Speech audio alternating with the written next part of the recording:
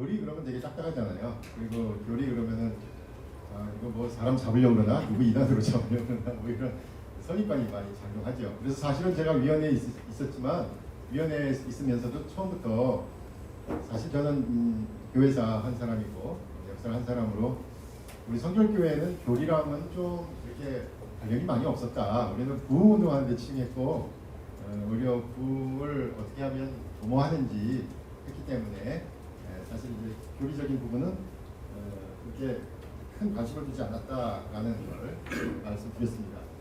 그래서 저는 이제 딴지를 많이 걸었어요. 이렇게 말을 하는데 그런데 어제 만들어 놓으니까 참 수고들을 많이 하셨고 정말로 필요한 작업이었다 이런 생각이 듭니다. 네, 제가 처음에 여러분 그 자료 주변에서는 잘 안 보일 텐데요.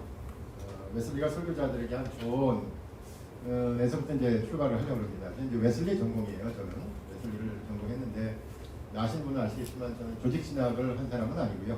교회사를 했기 때문에 그냥 웨슬리 뒷얘기, 안 알려진 이야기들 뭐 이런 데 관심이 많습니다. 그래서 우리가 웨슬리 그러면 신학적으로 성결론 이렇게 얘기해서 너무 딱딱한데 제가 웨슬리를 공부하러 갔을 때는 제가 배운 내용은 웨슬리가 정말로 훌륭한 목회자였고 뜨거운 목회자였고 그러면서 그 신학을 현장에서부터 만들어낸 사람이다라는 것을 배워서 그 인간적인 웨슬리에 대한 관심이 많이 있었습니다. 그런데 제가 이걸 보여드린 이유는 잘 보이진 않습니다만은 제가 그 2019년도에 최인식 교수님하고 우리 같이 가신 목사님들도 계실 텐데 영국에 갔을 때 그때 브리스톨에 뉴룸이라는 웨슬리 챕이 있는데 거기에 이제 이게 있는 거예요. 근데 이거 딱 보면 내용이 중요한 게 아닙니다.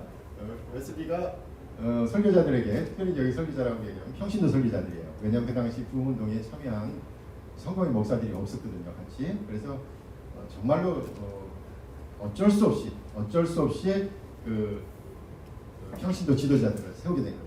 그러니까 평신도 지도자들을 세우게 되면서 문제가 있죠. 여러분들 평신도에게 교회를 맡기다 보면 신학적으로 준비가 안 돼 있잖아요. 그래서 엉뚱한 얘기할 수도 있고 걷잡을 수 없이 얘기가 나갈 수 있기 때문에 참 조심스럽잖아요. 그래서 세상 모르시는 분들이 이렇게 외부 강사 초청하면은 오셔가지고 그러죠.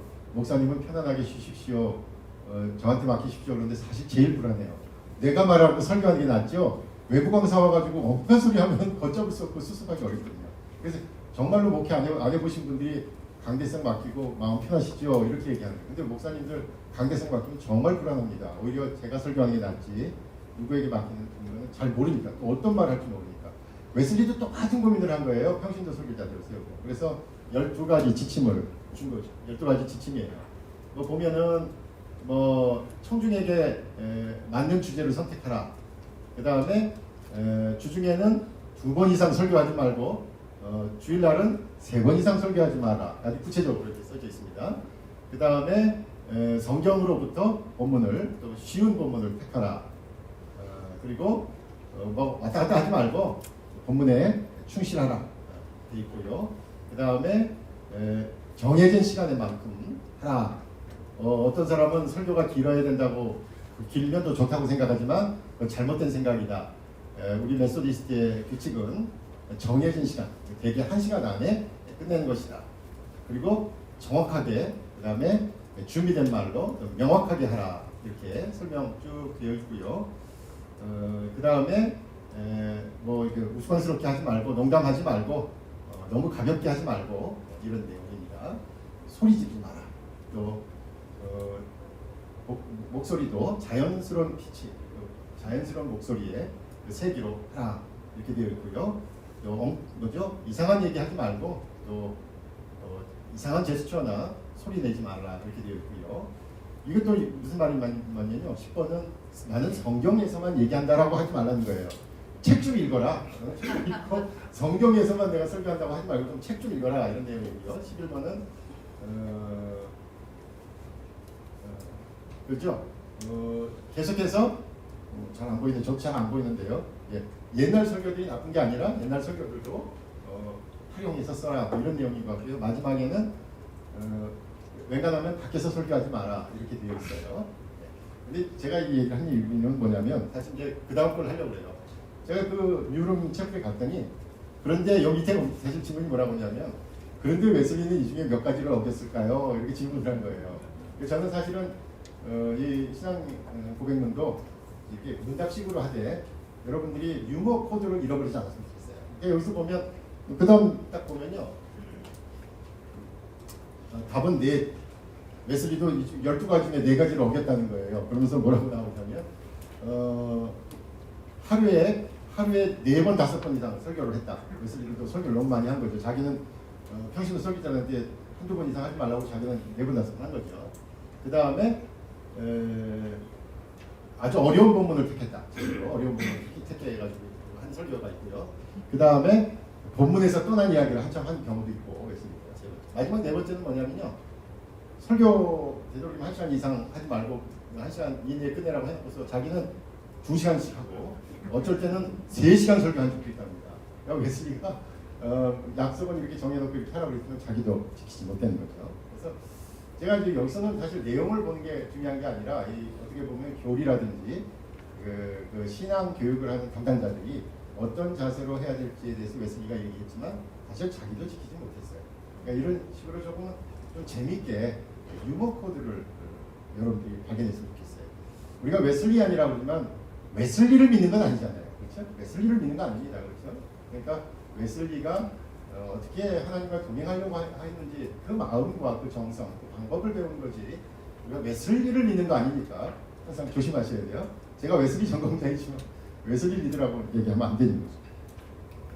그래서 우리가 교리 그러면 사실 이거 분열시킨 건 아닌가. 우리 안에서 뭐 이단 또 정통 뭐 이런 거 가려가지고 결국 교리를 강조하다 보면 항상 쪼개졌으니까 이런 것이 아닌가 이런 의심 받기 쉽죠. 사실 예수님께서는 우리가 아는 것처럼 교리를 가르치신 분이 아니라 삶으로 보여주신 분이시거든요. 그러니까 사실 포인트는 이겁니다. 삶으로 보여주는 거. 제가 마지막에 얘기하겠습니다만 사실은 기도하는 거, 체험하는 거, 신앙의 열정을 간직하는 게 중요해요. 그것 때문에 교리가 생긴 것이죠. 그러니까 어쩌면 복잡하게 만들고 어렵게 만드는 것이 아닌가 이런 의심도 들고요. 평범한 보통의 신자가 이해할 수 있는 교리가 과연 무엇인가 아마 그런 고민을 할 수밖에 없습니다. 되도록이면 쉽게 표현했고 이번 신앙고백서와 교리문답서가 되도록이면 평신도들이 이해할 수 있도록 만들었지만 기본적인 텍스트가 성경이었고 또 헌법이었기 때문에 어쩔 수 없이 고어가 들어갈 수밖에 없었어요. 그래서 어려운 옛날 말들이 들어가서 여러분이 신앙고백서를 보면 이거 옛날 너무 딱딱하다, 여전히 딱딱하다. 그리고 저희가 청문회를 돌아다니면서 목사님을 그렇게 들었던 얘기도 여전히 딱딱하다, 어렵다 뭐 이런 내용이었는데 그러니까 아마 이제 목사님들께서 현장에서는 쉬운 말로 표현하실 수 있도록 개발을 하셔야 될 거라는 생각이 듭니다. 웨슬리와 관련해서 우리 신앙고백서와 교리문답서가 어떤 관련이 있을까 고민하다가 웨슬리가 이른바 교리라는 것을 만들어가는 과정을 한번 설명할 필요가 있겠다라는 생각이 들었습니다. 첫 번째는 뭐냐면 1732년에 있었던 일인데 이때는 옥스퍼드에서 조교로 교수로서 학생들을 가르치고 있었어요. 찰스 웨슬리가 먼저 옥스퍼드에서 형이 와서 좀 우리를 좀 도와줬으면 좋겠다라는 부탁을 받고 에벌스 아버지의 목회하는 곳에서 지방이지요. 그래서 목회하다가 반가운 마음에 1729년 11월 달부터 옥스퍼드에 올라가서 이제 몇몇 학생들을 지도했고 그 지도한 학생들이 이제 메소디스트다 이런 이름이 붙여진 것입니다. 우리가 메소디스트 그러면 기계적으로 영어로 번역할 때 감리교 이렇게 번역하죠. 근데 메소디스트란 말에 번역어가 없습니다. 메소디스트란 말은 감리교라는 뜻이 아니에요. 원래 그 감리교라는 번역은 어디서 온 거냐면 미국 감리교회가 1784년 미국에서 12월 25일 날 볼티모어에서 첫 연회가 열리면서 미국 감리교회가 독립할 때 그때 영어 이름이 메소디스트 에피스코팔 처치였습니다. 그래서 감리교라는 말을 나중에 한국교회에서 받아들일 때 에피스코팔이라는 말을 번역한 거예요. 에피스코팔, 감독제, 감독이 치리하는 감리사회 이런 뜻 아니에요? 에피스코팔. 그래서 메소디스트란 말은 번역을 빼버린 거죠. 그래서 메소디스트란 말이 한국말 번역은 없습니다. 왜냐하면 영국 메소디스트들은요 감독제가 아니에요. 거기 감독이 없어요. 거긴 우리 식으로 총회장제, 의장제입니다. 그러니까 감독제의 감리교라는 말은 영국 메소디스트라는 게 해당하는 말이 아니죠. 사실 미국 메소디스트, 에피스코팔 처치 할 때 에피스코팔이라는 말이 감리교로 우리나라에 들어와서 번역이 됐기 때문에 메소디스트라는 말은 오히려 우리가 적극적으로 메소디스트라는 말 자체가 메소드이스트 아니에요? 메소드. 성경에서 구원에 필요한 방법에 집착하는 사람들, 메소디스트 이런 뜻이잖아요. 그래서 메소디스트란 말은 어떻게 보면 우리 성결교인이 긍지를 가지고 써야 될 용어이죠. 우리가 바로 성경에서 이야기하는 것을 고지곳대로 실천하는 사람들 이런 뜻 아니에요? 기도하라 그러면 기도하고 말씀하라 그러면 말씀 보고 교제하라 그러면 교제하고 하는 성경에 나와 있는 대로 행동하는 사람들 이런 뜻이거든요. 메소디스트란 말이. 친구들이 모여가지고 있는데 말이에요. 계속해서 기도하고 말씀 보니까 같이 안 왔던 친구들이 왔다 갔다 하면서 강의실 한 구석에서 그렇게 하고 있는 친구들을 빚고 와서 한 얘기죠. 아니 뭐 지들반 예수 믿나? 뭐 이런 거죠. 여러분 학교 다닐 때도 그렇잖아요. 성경파들 있잖아요. 그리고 지금도 학교 가면 저녁에 주여 하는 사람들 있잖아요. 그러면 여기 참여 안 하는 학생들은 뭐라 그래요? 지나가면서 뭐 뜨겁다 그러고 얘기하지만 또 한때는 비꼬는 말도 하죠. 뭐 지들만 예수 믿나? 뭐 지들만 목사 될 건가? 뭐 이런 식으로 너무 티내네. 뭐 이런 뜻의 말이 메소디스트 말이에요. 그러니까 메소디스트란 말은 어떻게 보면 우리 성결교단에서 긍정적으로 활용할 말이다라는 생각이 듭니다. 어쨌든 그 모임을 1729년부터 했는데 1732년에 무슨 일이 생겼냐면 그 멤버 가운데 윌리엄 모건이라는 친구가 있었어요. 근데 윌리엄 모건이라는 친구가 이제 여름방학 때 집에 갔는데 얼마 되지 않아서 시름시름 하다가 죽어버린 거예요. 윌리엄 모건이 첫 번째 메소디스트 멤버였는데 사망이 하고 맙니다. 그래서 그 아버지가 사인을 알아보니까 영양실조로 죽었대요. 아니 옥스퍼드 대학을 다녀서 최고의 명문이고 귀족들이 다니는 학교인데 어떻게 영양실조가 걸릴 수 있느냐라고 이제 해서 물어보니까 이 자기 아들이 그 웨슬리 형제하고 친하게 지내면서 껐득하면 금식하고 새벽에 일어나 기도하고 하면서 건강을 돌보지 않았다는 얘기를 들은 거예요. 그러니 이제 오해가 된 거죠. 교수 신분의 학생을 갖다가 얼마나 혹사를 시켰으면 경건생활 한다고 혹사를 시켰으면 우리 아이들 죽였냐 이런 얘기를 들은 거죠. 그래서 그 오해를 하고 있을 때 웨슬리가 그 아버지가 리차드 모건이라는 사람이에요. 아버지에게 편지를 썼습니다. 우리가 1729년부터 옥스퍼드에 모였던 메소디스트의 모임은 이러이러한 이유로 모인 것이지 사람 잡으려는 모임 아닙니다. 라고 구체적으로 쓴 내용이 첫 번째 교리이고 이 모임의 존재와 정체성을 드러낸 거죠. 그러니까 어떻게 보면 제가 가만히 생각해 보니까 이 1732년 문건이 간략한 편지의 내용으로 되어 있지만 왜 모였는지에 대한 어떤 정체성 또 이유에 대해서 얘기하고 있습니다. 그래서 이 신앙 고백서하고 교리문답서는 저나 여러분이나 왜 성결교회에 모였는지에 대한 이야기를 하고 있는 거예요. 왜 성결교회인지, 왜 장로교회가 아니고 왜 감리교회가 아니고 왜 침례교회가 아니고 후태어 성결교회인지를 얘기하고 있는 거예요. 그래서 이게 단순히 어떤 문서로 된 것이 아니라 실제로 우리의 존재 이유, 모임의 이유를 설명하고 있다 이렇게 이해하시면 되겠습니다. 그리고 실제로는 그 동생이 또 윌리엄 모건이라는 친구의 동생이 이제 나중에 그러니까 아버지가 웨슬리로부터 편지를 받고 아 그렇구나라고 오해를 풀게 되고 그 동생도 웨슬리에게 맡겨서 웨슬리에게 교육을 부탁하게 돼서 실제적으로 그 교리가 관계를 풀게 되고 오히려 더 부흥하게 되는 계기가 됐다 이렇게 이해하시면 되겠죠. 그 다음에 또 교리와 관련해 가지고 웨슬리가 1744년부터 첫 연회를 모이게 된 거예요. 우리가 감리교회 연회 그러지 않습니까? 컨퍼런스를 모이게 된 거예요. 1744년 첫 해입니다. 런던에 모였는데 런던에 한 6명이 모였습니다. 그러니까 여기 모인 사람들은 극소수죠. 그 당시 초기 부흥운동 때니까 6명이 이제 웨슬리와 뜻을 같이 했는데 재밌는 건 뭐냐면 여러분 우리가 그 무슨 회의록이라든지 당회 회의록, 뭐 직원의 회의록, 또 사무총회 회의록, 또 우리 목사님들 뭐 총회 회의록 그러면은 누가 기도하고 말씀 전하고 뭐 이렇게 간단한 요지가 나와 있는데 흥미로운 건 뭐냐면요. 웨슬리의 그 메소디스트 회의록은요 문답식으로 되어 있습니다. Question, Answer, Question, Answer 이렇게 문답식으로 되어 있습니다. 그래서 회의록 자체가 교리서입니다. 그래서 1744년 연회 때도 제일 먼저 모여가지고 우리가 무엇을 가르치고 어떻게 가르치며 무엇을 할 것인가 이 세 가지를 고민하다가 칭의에 대해서부터 논의하자라고 해서 첫 번째 칭의란 무엇인가. 그러니까 문답 형식이 어떻게 되냐면 그 참여했던 회원들이 이제 칭의를 무엇이라고 얘기해야 됩니까? 그러면 웨슬리가 대답하는 형식인 거예요. 그래서 여기서 앤서는 웨슬리의 신학입니다. 바로 하나님의 은혜를 통해 용서를 받는 것이며 궁극적으로 구원을 받는 상태에 드는 것이다. 이게 웨슬리의 첫 번째 퀘스천 앤서 문답식이었고요. 두 번째, 그러면 믿음은 칭의의 조건인가? 그렇다. 믿는 자는 정죄함을 받지 않고 믿는 자는 칭의를 얻는다. 라고 해서 어떻게 보면 웨슬리가 교리로 만들어낸 첫 번째 문서가 회의록이고 영어로는 이걸 미니트라고 그러죠. 회의록이고 그 회의록이 문답식으로 되어 있다. 그래서 여러분 그 교리 문답서도 보면 퀘스천 앤서 식으로 실제로는 신앙 고백서의 내용을 문답식으로 바꿔놓은 겁니다. 사실 두 번 반복되고 있다는 생각이 들지만 활용 면에서는 문답 형식으로 되어 있습니다. 세 번째 내용은 뭐냐면 웨슬리가 실제적으로 성공의 목회자이지만 이제 어떻게 보면 이미 교단을 분리할 것 아니었느냐라는 이제 의심을 받는 행동 가운데 하나가 이미 1744년에 자기들끼리 6명이지만 연회를 따로 모이기 시작한 거 아니에요. 그때부터 이제 매해 모이기 시작했고 64년에는 상당히 중요한 결정을 하는데 그것이 바로 뭐냐면 제가 번역을 잘 못하겠어요.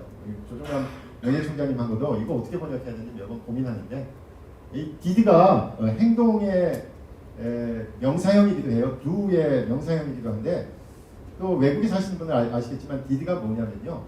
우리가 잘 아는 뭐죠? 이 부동산 등기라는 뜻이 있어요. 등기. 저는 이 디드를 등기로 봐야 될 것 같다는 생각을 해요. 왜냐하면 웨슬리에게 그 당시 한 60몇 개의 채플이 있었습니다. 전국에 영국 전역에 채플이 있었는데 1763년대 이 채플을 메소디스트 이름으로 다 등기 완료를 해버린 거예요. 그러니까 이게 성공회의 재산이 아니라 이건 메소디스트 재산이라고 재산 분할을 한 거죠. 그러니까 이게 참 석연치 않은 이미 교단을 분리하려고 했냐라는 의심을 듣는데 그래서 저는 이것을 뭐라고 번역할까 이걸 그냥 모범 행동이라고 번역해야 되는지 아니면 저는 그래도 이제 생각한 게 이제 정관이에요. 이게 이제 문서, 등기 이런 뜻이 있기 때문에 어떤 법적 조치를 했다 이겁니다. 그러면서 설교자들을 이제 다시 한번 지침을 준 거예요. 교리적인 지침을 준 거예요. 이제는 설교를 할 때 꼭 이걸 참조해라 그러면서 첫 번째는 본인이 쓴 신약성서 주석. 지금 우리 웨슬리 학교에서 번역하고 있습니다. 그래서 내년 올더스게이트 회신 때까지 나오려고 하고 있습니다. 그래서 이게 이제 한국말로 번역이 될 것 같습니다. 조정남 명예총장이 번역을 하셨는데 이번에 보니까 발췌 번역을 하셨더라고요. 마음에 드는 것만 번역을 하셨더라고요. 그래서 많이 하고 있습니다.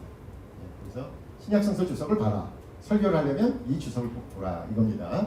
그 다음에 대회의록 아까 1744년부터 1747년까지 4년 동안 했던 그 회의 퀘스천 앤서 문답식으로 되어 있는 것을 좀 더 증편해가지고 그 대회의록을 봐라.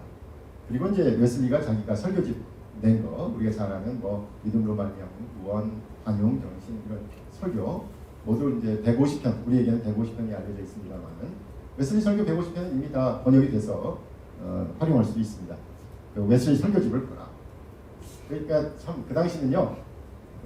평신도 설교자들이니까 이제 신학적으로 준비가 안 됐잖아요. 그러니까 웨슬리가 이걸 이제 지침을 준 거예요. 이 안에서 교리적인 설교를 하라. 그 당시는 우리랑 다릅니다. 왜냐하면 설교 준비 안 되면 쉽게 말하면 내 설교 갖고 올라가서 읽어라 이거예요. 웨슬리가 150편 정도 있으니까 이거 그냥 읽어도 좋다. 그리고 그 당시에 웨슬리 목사님이 하는 설교를 이렇게 제가 읽으면 주로 이제 지방에 있는 그 성도들은 야 우리 웨슬리 목사님 설교를 설교자님을 통해서 대신 듣는구나 기쁨으로 받아들이면서 아멘으로 받았다는 거죠. 지금하고는 정서가 다릅니다. 제가 박선희 목사님 설교를 좋아해서 이번 주에 올라가면서 제가 오늘은 박선희 목사님 지난주 하셨던 설교를 읽겠습니다. 이러면 어떻게 됩니까? 난리 나죠. 요즘은 설교 뭐 표절했느니 마느니 뭐 이런 얘기가 있는데 지금은 정말 어려운 시절이에요. 그런데 18세기 영국만 하더라도 뭐 정말로 유명한 설교를 하시는 목사님의 설교를 읽는 것만으로 듣는 사람들은 은혜를 받았어요. 그러니까 정말로 우리 목사님들 어려운 시절을 살고 있는 거죠. 그 당시는 설교를 읽는 것만으로도 이게 오래 낫다. 이렇게 어중간하게 설교 만들려 하지 말고 내 설교 갖고 읽어라 이렇게 얘기했는데 웨슬리 설교를 뭐라고 썼냐면 several sermons on several occasion이라고 해서 약자로 하면 어떻게 돼요? SOSO 그죠? so 그러면 영어로 무슨 뜻이죠? 네, 그저 그렇죠. 웨슬리 설교 그냥 읽으면 그저 그렇습니다. 어쩔 때는 학생들이 많이 질문해요. 어떻게 이 설교를 갖고 은혜 받았는지. 근데 맥락을 좀 파악하면서 읽으면 상당히 큰 은혜가 되는데 그걸 교리적으로만 읽으려고 하면 되게 딱딱하고 재미가 없죠. 아까도 말했잖아요. 2시간, 3시간 설교를 어떻게 재밌게 듣고 있겠습니까? 당시 부흥사들 가운데 에드워드도 한 2시간씩 설교를 했다고 그래요. 그래서 설교할 때는 누가 있었냐면 뒤에 권투글러브에 막대기를 꽂아가지고 졸면은 뒤통수를 쿵쿵 때리는 사람도 있었다고 그래요. 그래서 설교들을 부흥사들이 의외로 길게 했습니다. 어쨌든 우리가 그 1763년 조치를 통해서 알 수 있는 것은 성경 중심이다. 성경 봐라. 신약성서 주석을 기초로 해라. 또 바른 신학. 어떻게 보면 웨슬리안이라는 이름 또는 복음주의라는 이름이 가능한 바른 신학을 얘기하고 있는 것이고요. 또 함께 고백할 수 있는 공적인 신학을 얘기하고 있는 것이죠. 그리고 평신도들을 신앙교육 시키는 평신도 설교자들을 신앙교육 시키고 있는 것을 볼 수 있습니다. 한마디로 말하면 개신교 복음주의죠. 개신교 복음주의. 참 어려운 말입니다. 복음주의. 한 학기 내내 해도 모르고요. 어떤 사람이 평생 해도 모르는 단어. 복음주의. 정의하기가 참 어려운 단어입니다. 우리나라에서는 복음주의 그러면은 쉽게도 그렇게 생각하시죠. 나보다 더 앞서 나가면 자유주의자이고, 그죠? 나보다 너무 앞서 나가면 자유주의자고, 나보다도 못 따라오는 사람은 꼴보수, 근본주의자 이렇게 해서 항상 우리 목사님들이나 저나 기준은 자기죠. 내가 복음주의고, 나보다 앞서면 자유주의, 나보다 뒤쳐주면 근본주의나 꼴보수 뭐 이렇게 얘기하는데 그만큼 자의적이에요. 근데 이제 우리가 얘기하는 복음주의는 16세기에 루터가 종교개혁할 때 스스로를 복음주의라고 얘기했기 때문에 개신교의 의미를 담고 있고, 특별히 직접적으로는 18세기 부흥운동의 후예자들이 웨슬리도 스스로를 복음주의자라고 생각했는데 왜 그러냐면 성경에 나와 있는 것이 지금 우리에게 체험된다. 사도행전으로 끝나는 것이 아니라 그것이 우리에게 지금 체험된다라는 의미에서 복음주의라는 말을 썼고, 바로 그런 의미에서의 복음주의, 부흥운동적인 복음주의를 얘기합니다. 복음주의 정의가 아주 어려워서 어떤 사람들은 이도저도 아니니까 우리가 주로 이제 베빙턴의 뭐 4가지 정의를 얘기합니다만 어떤 사람은 1가지다, 4가지다, 6가지다, 뭐 12가지다 막 이렇게 얘기하니까 어떤 사람은 아예 이렇게 얘기했어요. 빌리그리함을 좋아하면 복음주의, 빌리그리함을 싫어하면 자유주의. 이렇게 나누는 경우도 있어요. 그만큼 복음주의라는 말이 어려운 말이긴 하지만 우리가 찾아가야 되겠죠. 적어도 이제 4가지 정도를 얘기합니다. 성경, 여기에 대한 권위, 예수 그리스도의 십자가의 사역, 예수님만이 구원이시다는 게 2번째. 3번째는 회심을 강조합니다. 복음주의 교회는 회심을 강조합니다. 마지막으로 4번째는 복음주의 교회는 뜨겁습니다. 평신도들의 참여가 뜨겁습니다. 그래서 평신도들이 얼마나 훈련이 되었냐면 맹간한 교회의 부교육자들보다도 나을 정도로 훈련이 되었죠. 그래서 이 4가지 특징이 데이빗 베빙턴이 영국의 복음주의라는 책에서 보통 정의했는데, 여러분 복음주의 그러면 여기 한 4가지 정도를 생각하시면 됩니다. 성경, 예수 그리스도, 회심, 그리고 평신도들의 참여, 이렇게 4가지가 되겠죠. 바로 그런 요소가 아까 있었고요. 마지막으로 1784년에 이제 웨슬리가 더 석연치 않은 조치를 하는데 그것은 이제 목사 안수를 시행한 것이죠. 아까 말한 대로 미국의 독립한 교단에 목사 안수를 시행하면서 프랜시스 에즈벨이나 토마스 코크 이런 사람들에게 이제 목사 안수를 시행한 것입니다. 그리고 영국 국교회의 39개 신조를 25개조로 바꾸어서 특별히 이제 칼빈주의적 요소를 더 제거하고 미국 감리교인들이 쓰도록 25개조로 내용을 요약한 것입니다. 그래서 결국은 이것이 기초가 됐어요, 사실은.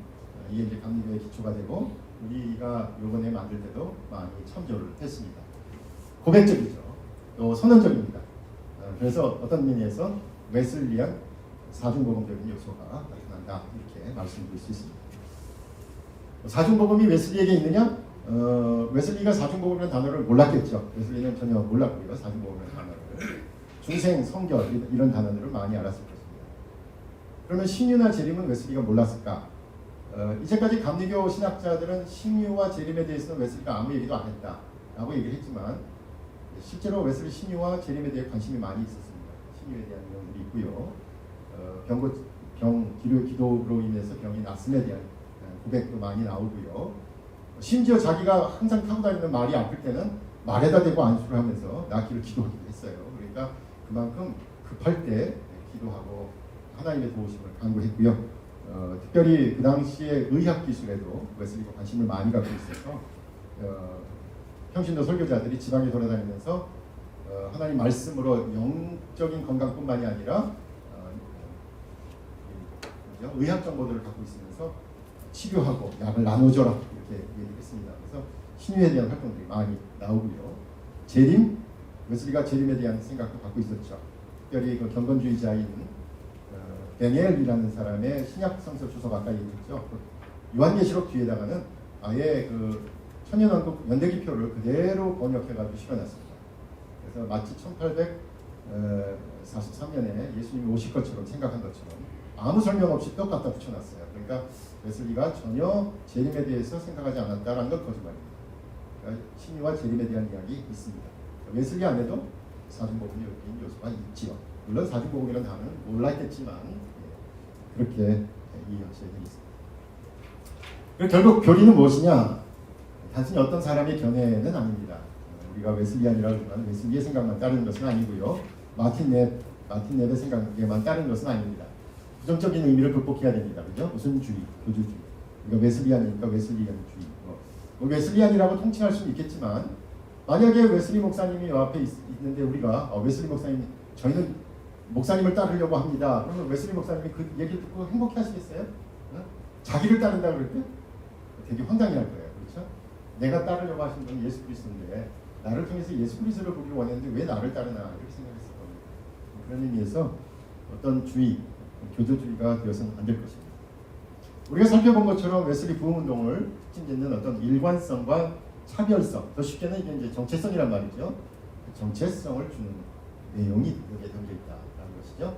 일관되고 왔다 갔다 하지 않고요. 또 다른 모임과는 다른 차별성을 준다라는 것이 그 우리 성결교회의 공식적인 가르침이 되겠습니다. 그래서 제가 이제 과거 얘기를 했습니다만은 지금의 이제 우리의 고백이 이렇게 책에 담겨 있는 것이고요. 더 나아가서 앞으로 더 미래적인 우리 모임과 결국은 중요한 것은 부흥을 이룰 수 있는 교회가 그래서 성장하고 성숙할 수 있는 밑거름이 되어야 된다라는 거겠습니다. 고백서를 보면 쭉 훑어보면요. 모두 22장으로 구성되어 있습니다. 그래서 우리가 성경, 복음주의적이죠. 성경에서부터 시작합니다. 1장이 성경으로부터 시작하고 있고요. 그 다음에 2장은 복음, 그리고 그 안에 사중복음이 설명되어 있습니다.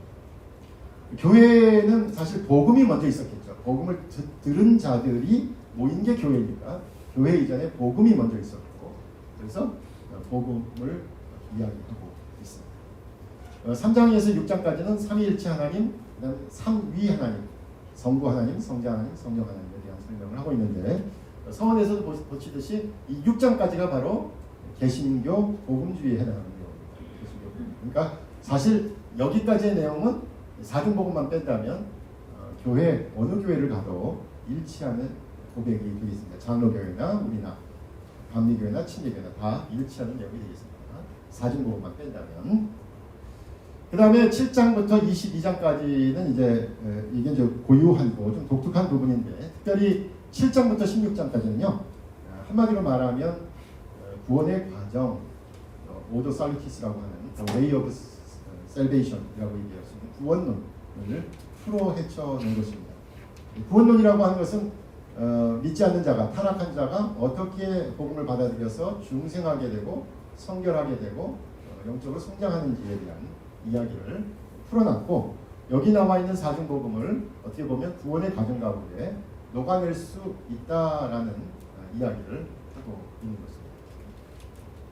특별히 이제 구분되는 것은 우리는 전적인 타락을 믿습니다. 그렇죠? 개신교 복음주의이기 때문에 전적인 타락을 믿습니다. 그런데 칼빈주의자들이 얘기하듯이 장로교회에서 얘기하듯이 전적인 타락 상태로만 있는 것은 아니다. 하나님께서 먼저 우리에게 오셔서 은혜를 베푸셨다. 선의 은총에 대한 것에서부터 시작합니다. 그리고 선행 은총으로 회복된 자유 의지를 가지고 이제 복음을 받아들일 수 있는 수용적인 상태가 되었다. 이것이 아마 장로교회와는 근본적인 차이가 나겠지만 이것이 아주 독특한 부분이죠. 그리고 그 외에는 신앙의 성숙도와 따라서 또 신유의 부분도 마찬가지입니다. 신유가 어떻게 보면 이런 구원의 과정 가운데 있느냐라는 이제 질문을 할 수 있어요. 질문은 마땅하다고 생각합니다. 근데 제가 예를 들은 뭐 우리 충주교회나 목포에 있는 교회에서도 잘 녹여내시더라고요. 쉽게 말하면 이게 신앙의 성숙에 따라서 확장될 수 있는 신유의 개념이다. 단순히 육체적으로 병이 낫는다, 또는 병에 걸리지 않는다, 건강하다 이런 의미잖아요. 중생은 우리의 죄를 씻음 받아서 하나님의 자녀가 된 것이잖아요. 성결은 그 씻음이 앞으로의 모든 것까지 죄까지도 하나님께서 해결하신다. 그러니까 중생과 성결은 확장되는 의미가 분명히 있어요. 중생으로 끝나는 게 아니라 계속 성장하고 계속 연장되고 영원히 지속되는 것이다. 주님의 은혜가 우리 안에서 계속된다. 중생 성결 이렇게 확장되죠. 신유는 뭡니까? 신유는 그 성결의 역사가 우리의 영적인 부분만이 아니라 우리의 육체까지도 성결하게 하신다는 의미죠. 사실은 신유는 그런 성결의 확장적인 의미가 있어요. 재림은 더 나가죠. 하나님의 성결의 은혜는 우리의 영과 몸뿐만 아니라 우주 전체를 성결하게 하고자 하는 계획을 갖고 계시다. 이게 결국 재림 아니겠어요? 그러니까 성결의 복음이 확장되어 간다라고 생각하면 사중복음이 이 구원의 과정 가운데 녹아날 수 있다는 거죠. 우리 목사님들께서 사중복음과 관련해 가지고 목회를 하시는 아주 모범적인 교회들이 꽤 있는데 우리 목사님들이 그걸 잘 이해하시고 그렇게 적용하고 계시는 걸 제가 봤습니다. 직분 나오고요. 그다음 성례전. 그다음에 중요한 거 하나님 나라. 우리가 항상 구원받는다, 신앙생활한다 그러는데 하나님 나라에 대해서 재림하고 끝나버리는 경우도 있다. 하나님 나라는 궁극적으로 정말로 좋은 것, 그리고 하나님께서 통치하시는 것, 하나님의 정의와 사랑이 지배하는 것. 또 한편으로는 우리 사랑하는 사람들이 떠나잖아요. 우리 부모님뿐만 아니라 사랑하는 사람들이 떠나면 바로 그 사랑하는 사람을 만날 것. 그잖아요. 그런 생각들을 갖고 있잖아요. 하나님 나라에 대한 그 생각들을 좀 표현했습니다. 우리가 재림으로는 항상 얘기가 재림으로 끝나. 예수님 오시면 끝! 그렇게 끝나는데 예수님 오셔가지고 어떤 나라를 만드실 것인지에 대한 이야기. 이게 단순히 내세적인 것뿐만이 아니라 현세에 침투해오고 있다. 그래서 지금부터 이곳에서 만들어가야 된다 하는 여러 가지 함의적인 의미가 있어서 하나님 나라도 같이 제일 마지막에 추가하게 되었습니다. 교리문답서는 아까 설명드린 대로 17개로 구성되어 있고 신앙고백서를 토대로 거기에 10계명과 주기도문이 추가되어 있습니다. 그리고 사실 문답식으로 묻고 대답하고 하는 형식으로 되어 있습니다. 이제 이거 좀 활용 방안인데 사실 이 부분은 이제 부탁하신 것 같은데 이 부분만 얘기하기가 너무 약해가지고 앞에 이제 서론이 길었던 거예요. 앞에는 서론이었고요. 사실 이제 실제적으로 어떻게 활용할 건지를 생각해봐라라고 대답을 주셨는데 저는 이제 시청각화하라. 그러니까 자주 듣게 만들고 자주 보게 만들어라. 이게 아주 중요하다고 생각합니다. 우리가 사중복음을 그래도 잘 모르시는 분이 많아요. 특히 교인들 가운데는. 그러니까 여러분 그 성결대학교 가면요. 성결대학교 가면 학교 건물 이름이 중생관, 성결관, 신유관, 재림관 이렇게 되어 있어요. 그러니 건물 찾아가면서도 신유 이렇게 찾아갈 거고 재림관 갈 때도 재림 가면서 갈 거 아니에요. 그러니까 이것도 아이디어예요. 여러분이 건물이 있으면 그렇게 좀 이름을 지으시고 아니면 방을 이렇게 좀 만드셔서 오늘 모임은 신유관에서 있습니다. 그러면 교인들이 신유란 말을 기억하면서 올 거 아니에요. 그러니까 좀 계속 활용하라 이런 말이고요. 이 사진은 제가 찾다 못 찾았는데 에즈베리 캠퍼스입니다. 제가 2015년도에 갔었는데 제가 인상 깊은 건 사실 이 사람들이 아니고요. 이 배너예요. 배너. 제가 이거 좀 배너 좀 큰 거 그림을 찾는데 없더라고요. 이름도 이게 이제 그 라이트잖아요. 저녁에 불 들어오는 라이트 폴 배너 이게 명칭이 그렇더라고요. 근데 좀 크게 쉽게 말하면 교회 구석구석에 중생, 성결, 신유, 재림도 좋고 아니면 보다가 각본에 나와 있는 그 명제들 여러분 특별히 그 신앙고백서는요. 여러분 예를 보시면 13장을 한번 예를 볼까요? 56페이지를 보시면 그 명제가 있습니다. 성결만 딱 떨어져 있거나 문장으로 끝나는 게 아니라 성결은 삼위일체 하나님의 명령입니다. 이 명제가 중요한 거예요. 그럼 밑에는 설명한 거고요. 57페이지 두 번째 제일 위쪽에 가면 성결은 하나님의 형상을 회복하는 것입니다. 이렇게 명제가 있습니다. 명제를 활용하시는 게 좋겠죠. 명제. 그래서 이 명제들을 좀 써놓으시면 손쉽게 이해하고 또 노출될 수 있을 것입니다. 성결은 성령 충만의 은혜를 수반하는 성령 세례입니다. 이런 명제를 활용하시는 거죠. 그 다음에 목사님들이 설교를 제목 설교를 하시는 것도 방법이죠. 우리 목사님들이 사중복음에 대해 설교를 안 한다 이렇게 얘기들을 많이 들으셨을 거예요. 그렇죠? 저는 거꾸로 생각합니다. 목사님들이 사중복음에 대한 설교를 하고 계셔요. 한번 지난주에 한번 설교하셨던 걸 한번 생각해 보세요. 중생 설교 신유 재림 가운데 하나일 거예요. 분명히. 우리가 의식하지 못하는 거죠. 저는 오히려 의식화하라 이것이 더 중요하다고 생각합니다. 우리 설교가 사중복음에 대한 설교를 하고 있어요. 왜냐하면 사중복음은 이거를 갖다가 요약해 놨다는 게 아니라 성경의 진리를 온전히 담아내려고 한 개념이거든요. 그래서 온전한 복음 이렇게 얘기했잖아요. 그러니까 사중복음 가운데 하나를 아마 설교하셨을 거예요. 한번 목사님 지난주 설교를 한번 생각해 보세요. 분명히 대개는 초신자들이 많으면 중생에 대한 설교를 하셨을 거고요. 기존 성도들이 뭔가 변화될 걸 촉구하셨다면 성결에 대한 설교를 하셨던 것입니다. 근데 우리가 그것을 의식화하지 못했던 거죠. 그래서 저는 오히려 흔히들 우리 성결교 목사님들이 사중복음의 설교를 안 한다가 아니라 하고 있어요. 하고 있는데 그걸 의식화하지 못하고 있다는 게 저는 오히려 더 중요한 것 같아요. 제가 1년 동안 설교한 거를 쭉 봐도 중생 성결 신유 주님 가운데 하나더라고요. 재림에 대한 신앙을 가져야 세속적인 것들을 끊어낼 수 있다. 하늘의 소망이 있어야 여러분이 더 윤리적이고 도덕적으로 나눠줄 수 있다라는 건 다 재림에 대한 얘기였거든요.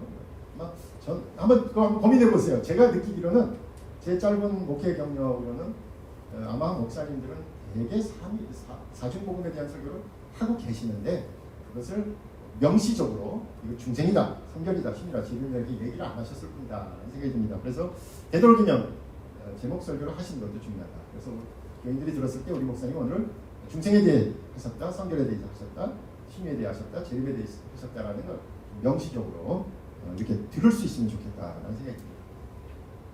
또 어디 찾아보니까 그 카테키즘 교리를 시계로 만들어가지고 교회에 배치한 거죠.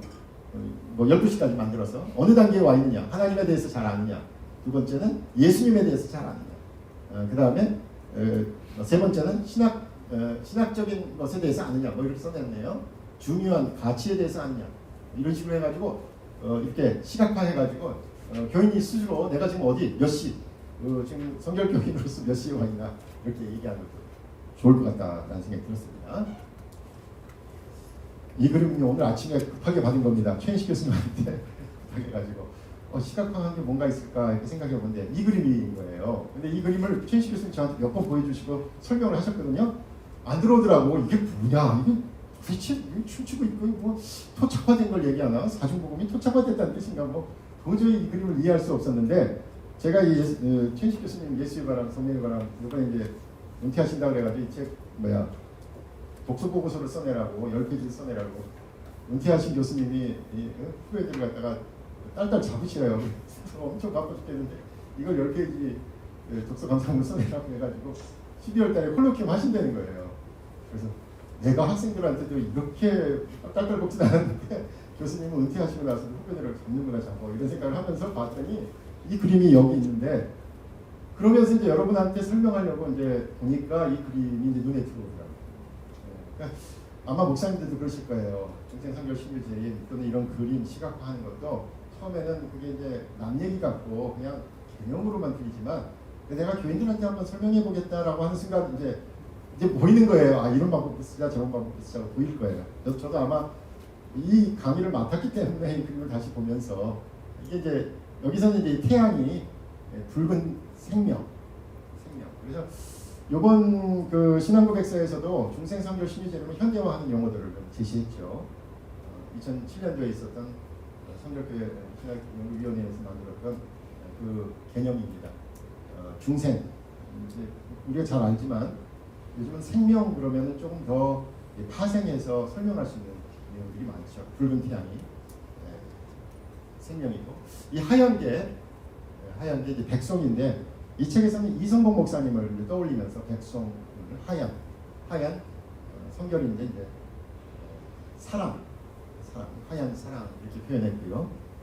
그 다음에 이 오로라입니다. 오로라, 녹색, 녹색 오로라가 바로 회복을 얘기하고 이제 파란 이게 이제 잔디인데요. 잔디 파란 게 바로 공무인, 재림에 대한 이야기입니다. 그래서 중생선교 시리즈에 나와 있는 바로 이 김세견 화백이 그린 그림인데 전혀 저도 아무 개념 없었어요. 교수님이 설명할 때는 뭐야 이게 그랬는데 이런 책 읽으면서 여러분에게 설명하려고 보니까 이게 눈에 들어오더라고요. 목사님들이 설명하려고 하면 입에 있게 되고요. 눈에 들어옵니다. 그러니까 목사님들도 적극적으로 개념을 활용하시면 좋겠습니다.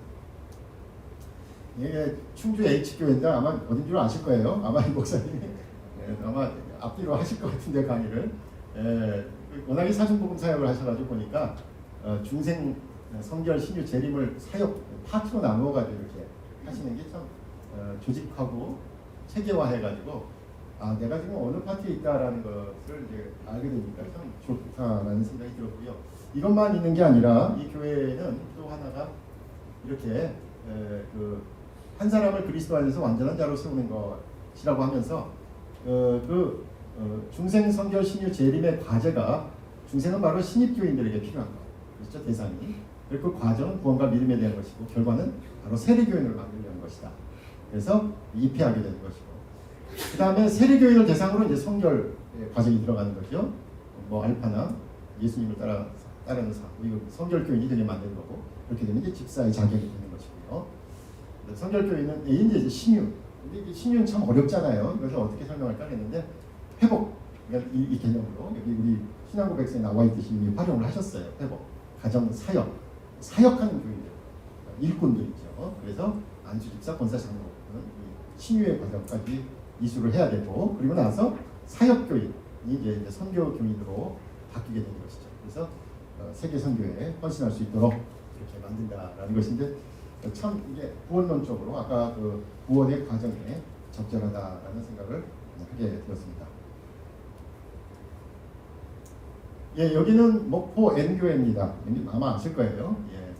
그 교회는 영혼구원과 제접화성, 성결교회 영적 음식은 사중복음이다. 특별히 이제 음식과 관련해가지고 요즘 먹방 있지 않습니까? 먹방. 사실 먹는 것이 그 사람이다.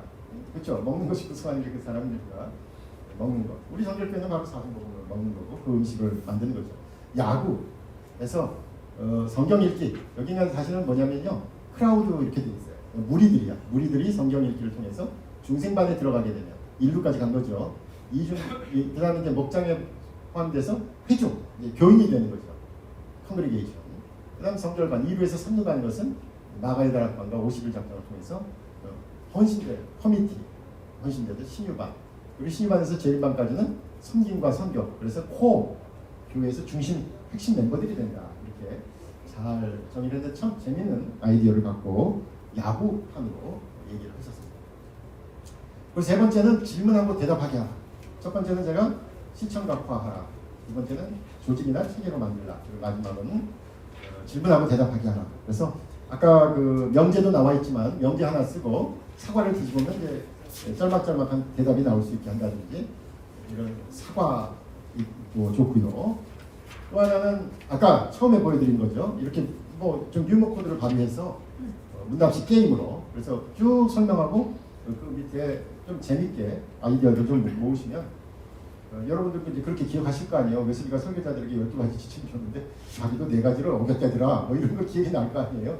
그러니까 그 내용은 좀 모르더라도 그 내용을 알 수 있을 것입니다. 또 테스트를 한 번씩 해가지고 빈칸 채우기를 한 번씩 하는 거죠. 우리 교재에도 설명하시는 우리 강사님이 계셔서 아마 그렇게 활용하시면 좋을 것 같아요. 주기적으로 한 번씩 테스트를 한번 해보는 것도 좋을 것 같아요. 낱말 채우기를 이제 바꿔가면서 하는 거죠. 그냥 만화로 해가지고 동영상 아마 우리 교육 차원에서 좀 해야 되지 않을까 싶은데요. 이제 나왔으니까 아이들도 이해할 수 있게 요즘 만화 아주 재밌게 잘하지 않습니까? 그런 과정이 필요하다는 생각이 듭니다. 마지막입니다. 제가 말이 빠르죠. 말이 빨라요. 그래서 여러분 정보량은 어마어마하게 갔을 겁니다. 지금 제가 정해진 시간에 정보량은 많이 갔었을 테니까 빨리 끝난다고 그래가지고 뭐 들은 게 없는 게 아니라 들은 게 많으실 거예요.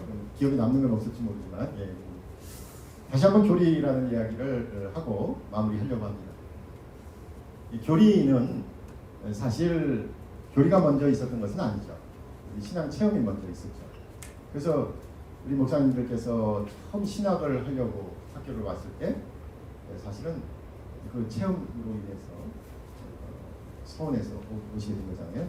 지금도 이제 신학과 학생들이 이렇게 면접을 하면 지금은 이제 50명입니다. 51명 많이 줄었습니다만은 신입생 51명을 이렇게 면접을 하면요, 절반 정도는요 수련회 때, 특별히 중학교 3학년, 고등학교 2학년 요 사이 수련회 때 그때 불 받아가지고 헌신해가지고 온 친구들이에요. 절반.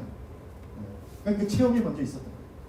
되게 찬양 부르다가 또 이제 막 변화가 돼가지고 신학과 온 어느 해인가는 신학과 온 절반이 찬양 사역자가 되겠다는 거예요. 그래서 우리가 교수님들 회의를 열었어요. 찬양 사역자 되겠단다. 애기 저기 함춘호 교수님 계신 실용음악과로 보내야 되는 거 아니냐? 이렇게 고민을 했어요. 근데 좀 우습긴 하지만 그게 사실이에요. 왜냐하면 그때 불 받은 거예요. 그때 체험하게 된 거고, 그때 뜨거워졌던 거예요. 그래서 평생을 주님과 동행하고 주님의 사역자가 되기로 헌신한 거예요. 저는 이게 중요하다고 생각해요. 왜냐하면 그 체험이 먼저 있었습니다. 그래서 라틴어가 바로 그거예요. 렉스 오란디가, 오라가 뭐냐면 기도하라, 기도하라. 기도의 법이 먼저 있었고 렉스 크리덴디. 그 다음에 신앙의 법이 나중에 있었다. 체험이 먼저 있었고 신앙의 법이 있었다라는 사실이에요. 나중에는 이 교리가 있게 되면 이제 신앙을 더 바르게 하고 지속적으로 하는 거죠. 그래서 우리가 교리를 강조하는 것은 바로 그 신앙 체험이 너무나 소중하잖아요. 그 뜨거웠던 그 신앙 체험이 너무나 소중하기 때문에 그것을 계속하기 원하는 거거든. 더 뜨거워지기 원하는 거고 더 바르게 성장하기 원하는 거예요. 그래서 그걸 바르게 지속하기 위한 것이다 라는 사실을 항상 기억하시면 됩니다. 교리에서 나와서 좀 딱딱하고 이게 어디에 맞느냐 틀리느냐 이렇게 생각하시다 보면 행여나 정말로 뜨거운 열정, 교회의 열정을 꺼뜨릴 수 있지 않을까 하는 우려가 항상 있잖아요. 그래서 여러분도 신학교 와가지고는 불타는 전도자로 왔다가 졸업할 때는 어떻게 하는 거예요? 1학년 때는 전도사님 되셨다가 2학년 때는 집사님 되셨다가 3학년 4학년 때는 불신앙의 신앙으로 나가게 된다 이런 얘기를 우스갯소리가 하는 이유가 뭐예요? 교리 배우면서 정말로 그 소중했던 그 뜨거운 열정을 잃어버리서는 안 되잖아요. 그래서 우리 목사님들도 항상 그 마음만 가지시면 될 것 같아요. 이 교리 신앙고백서하고 교리문답서를 활용하시면서 어떻게 하면 우리 교회 교인들의 이 열정을 계속 뜨겁게 유지할 수 있을까? 그게 사실은 마틴네 목사님이 만국 성결교회를 시작했을 때 목표였습니다. 그 당시는 딱 한 가지였어요. 지금 저희는 22가지로 만들었습니다. 그때 딱 한 가지였어요. 필요한 요소, 만국 성결교회에 가담하는 한 가지 요건, 다른 거 아니에요. 하나님의 말씀으로 부흥하기를 사모하는가, 이게 조건 하나였어요. 부흥을 사모하는가, 부흥을 위해 기도하겠는가, 부흥을 위해 헌신하겠는가. 그러면 우리 교회에 와라, 또는 우리 모임에 와라, 이렇게 됐던 거예요. 우리가 그런 정신을 기억한다면 뜨거운 우리 신앙 체험을 지속하고 성장하기 위한 것이다 라는 생각을 가지고 활용하시면 아주 효과적으로 또 적재적소에 쓸 수 있을 거라고 생각합니다. 야구장의 파울라인이라는 의미는 유스도 곤잘레스라는 그 교회사 교수가 쓴 표현이에요. 교리에 대해서 쭉 우리가 설명했지만 여러분 그 지금 코리안 시리즈 하죠. KT하고 두산하는데 어디가 이겼으면 좋겠어요? 저희 집사람하고 저하고 달라요. 제가 원하는 팀은 떨어졌어요. 다 떨어져가지고 재미는 없는데 저는 이상하게 약자를 응원하는 4위 팀이 결승전까지 올라간 거 아니에요? 그래서 대단하다 어쨌든 뭐 4위가 한번 이겼으면 좋겠다는 생각을 하고 있는데 우리 집사람은 또 다르더라고. 뭐 지금 KT 같은 경우가 처음으로 올라간 거 아니냐? 거기까지 약자다. 그래서 나는 두산이 약자다. 그럼 KT가 약자다. 이런 얘기를 하고 있었는데 KT가 아주 잘하더라고요. 네. 야구 재밌잖아요. 그 생각을 하시라 이렇게 제안을 하는 거예요. 그 얘기는 뭐냐면 아까 그 목포교회도 있었지만 그 그림을 가볼까요? 야구를 하게 되면 물론 이제 여자분들은 야구 잘 몰라서 이제 뭐 복잡하다 그러지만 뭐 쉽게 말하면 야구를 쳤을 때 요 이쪽 1루 라인하고 3루 라인 안쪽에 들어가면 안타 그런 거 아니에요? 멀리 나가면 홈런 그런 거고 이 파울 라인 바깥으로 나가면 파울볼이죠. 뛰면 안 되죠. 인플레이가 안 되는 거죠. 중지됩니다. 교리라는 것은 어떻게 보면 야구의 이 파울 라인 1루선과 3루선 같은 역할을 하는 건 아니겠느냐. 네, 어떻게 보면 이쪽 극단으로 나가면 우리가 말하는 이제 2단이 되는 거고 또 이쪽 극단으로 나가면 또 다른 2단이 되겠죠. 그래서 이 교리라는 것은 어떻게 보면 야구 경기를 재밌게 하고 또 흥미진진하게 하고 건강을 도모하게 하듯이 교리는 신앙생활을 건강하게 뜨겁게 열정적으로 할 수 있도록 하는 파울라인과 같은 것이다. 네. 잣대를 가지고 이거야 아니야가 아니라 되도록이면 이 안에 있으면 이 1루와 3루 사이에 있으면 인플레이가 돼가지고 정상적인 신앙생활을 하고 있다라고 인정하는 그러한 범주 내에서 우리 신앙고백서 교리문답서가 쓰여졌습니다. 그래서 예리한 잣대가 아니라 어떻게 보면 좀 넓게 모두를 포괄할 수 있게끔 쓰여진 것이니까 그런 각오로 활용하시면 되겠고요.